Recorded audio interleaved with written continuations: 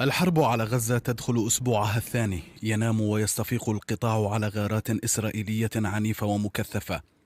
منشورات ألقاها الجيش الإسرائيلي تطالب أهالي شمالي القطاع التوجه إلى جنوبي وادي غزة، دعوات تنذر بتضاعف احتمالات سيناريو الاجتياح البري.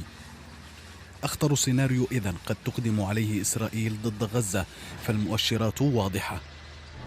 خبراء يتوقعون أن الجيش الإسرائيلي سيعمل على تقسيم القطاع إلى عدة محاور وعزله، وهي محاور بيت حانون، بيت لاهيا، جباليا في المحور الشمالي، ومحور مدينة غزة، ومحور دير البلح ومخيم صيرات، ومحور خان يونس، ومحور رفح على الحدود المصرية.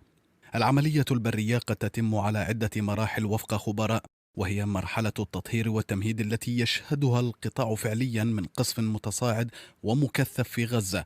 المرحلة الثانية هي مرحلة فتح المسارات تقودها قوات إسرائيلية خاصة مدعومة بعناصر الاستطلاع على محاور قريبة من القطاع، مرحلة تمهد لما بعدها إن نجحت في أهدافها لتدخل القوة الرئيسية مدعومة بالدبابات، وهي المرحلة الثالثة.